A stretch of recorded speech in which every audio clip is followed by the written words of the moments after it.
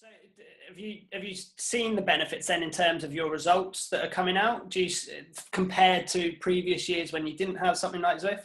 I wouldn't say I've seen results from it, but just like I know I've got consistency now. There's no excuses about kind of going out and stuff. Like I can just jump on my bike at any time I want to jump on my bike. So that's kind of cool. And also just the consistent pedaling. Like you've not got traffic lights and traffic to worry about and stop-start nature that you have on a road ride. So it feels like it's like a group ride and a training ride when you're out on the road. But you're always doing it. It's quite nice, and the fact that if you're in like a group ride or whatever, you're not dictated by your pace. If somebody decides to step up, then you squeeze on a little bit more or whatever, and you sometimes get more out of yourself than you would if you were just tapping out the miles on your own on the road.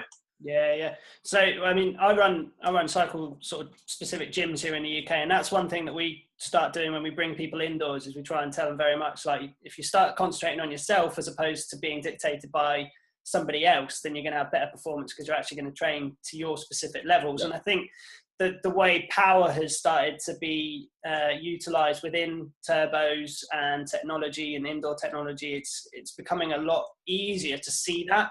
And yeah. I think that's the one really important thing is people actually start to see visibly their results and their power numbers and their data and all that kind of stuff. Whereas on a regular turbo, you don't see that and it's difficult to quantify it. Yeah, I mean, like I've been fortunate. I've rode with power and stuff since like 2010 on stuff on my bike. So I'm used to kind of seeing the numbers and what they are. But it's always nice having graphs to show you where you're improving, where you need to work on and what you can do to kind of better yourself. So like you can go, oh, actually my 5-minute power is pretty good at the moment, but I'm pretty rubbish over 20, 30, 40 minutes and stuff. So you can sit down and go, well, actually let's work on those bits and then work out the training that you need to do that. And yeah. It's quite useful in the fact that I can go back to my coaches and go, actually, we're exceeding in this bit, we're doing well in this bit, and they can see those things. But then we can set priority stuff depending on what we're doing to try and boost other bits. Yeah, just having power on tap and graphs. It's always nice having a pretty graph and stuff to look at and go, well, this is where I was 10 months ago, or whatever, and this is where I am now, and that's improving. Or for me, like it was like, this is where I was at just at Rio, and then having not done anything until December or whatever, this is where I've got to. now I've got to try and get back to where I was. So yeah, it's good. But that's you talked about the 4-year cycle though, and it is a long period of time, and a lot of the professionals talk about breaking everything down into chunks. So you said you've got is it the Worlds? Yeah, World Track Championships in March. In March, so we've got that coming up. So I guess that would be your first kind of sort of step, and then what happens after that? So normally we have World Championships in March or whatever, and that's usually the end of a cycle of training. Because Rio is kind of the end of a 4-year cycle, most of us have time off and relax and recover, and we kind of get back in. And we were told that there wasn't going to be a World Championships this year, so most people were really lackadaisical about getting back on the bike, had a nice easy Christmas and stuff. And yeah, it wasn't until like January the 7th we found out that there was going to be a world champ. So we had 7 weeks to kind of prepare. So there's a lot of us that are literally panic training and trying to get as much bang for our buck with our training to get us into the best shape possible in 7 weeks. Yeah. And I guess indoor training can do that for you, just because you're able to hop on, you're able to bang out what you need to do. Yeah, it's such a, this is time saver. I mean, like you just jump on your bike and then you get off and you can go straight to the shower and stuff. It's not like you got to get ready for the bike, then you got to go out and you got to meet with people, or if you're on a road, you've got an hour ride could take an hour and 20 with all the traffic lights and traffic. So especially for someone like yourself, you'd have to drive to the track, you'd have to get all the kit set up, get changed, all that. So it all takes time, doesn't it? So yes, yeah. And I have a dedicated turbo room as well. So like my bike's just sat there ready to go. So literally I just have to put a pair of shorts on and my heart rate monitor and I'm good to go. Yeah. I feel like I need to come check this out. Is it one of these sort of beastie kind of rooms with TVs and sound systems and... Not quite that crazy, but I was fortunate enough when I first started on Zwift, one of the guys from Zwift spotted us on there and asked if I was Jody Cundy, the Paralympian. I was like, yeah, that's me. And they offered to help us out to kind of give us a good setup. So they basically gave us an Alienware Alpha computer. Oh yeah. Picker and a 42-inch Samsung screen to run it all on. So yeah, I converted my little spare bedroom that's downstairs in my townhouse into a turbo room. And once I got into Zwift, my girlfriend was getting into Zwift. She's not big at riding on the road. She just doesn't like the traffic and stuff, but she enjoys riding a mountain bike and kind of keeping fit.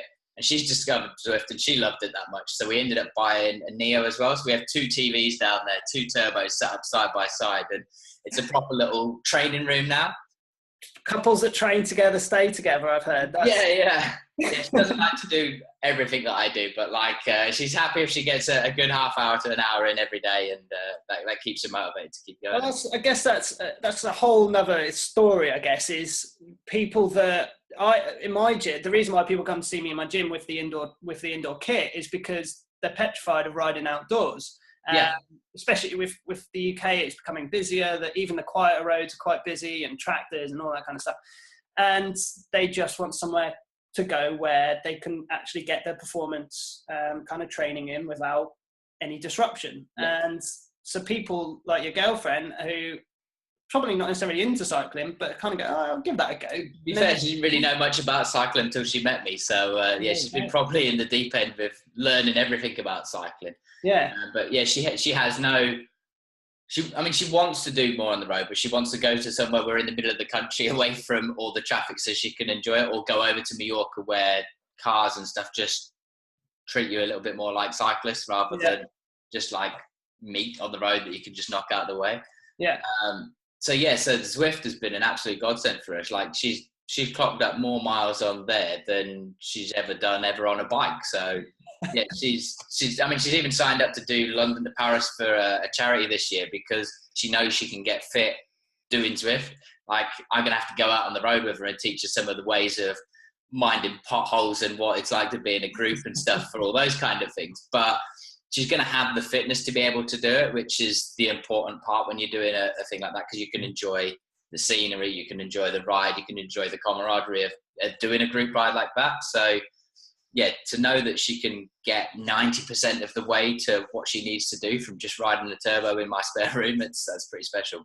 Yeah, and I think that's really important. Is a lot. We do some corporate rides with a lot of people, and they kind of just hop on their bike and think they can do it, but it's really important to actually have some fitness behind you. And I think Zwift is really starting to kind of take that kind of fancy for people and go, okay, I can do this in my own home. I can do it myself, as opposed to trying to find a plan online or figure out how to use power and stuff. It's just hop on and off you go.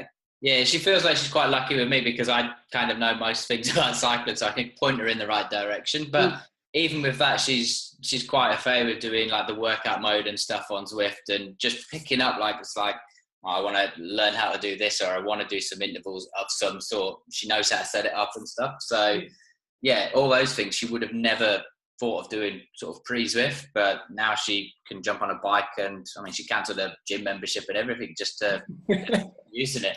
Have you got a few sort of gym bits of kit then in your house? Or? No, we've not got that big a house, but we've got some kettlebells and a few things, so she throws them about a bit, and a few stretches for yoga and stuff. She's all cool.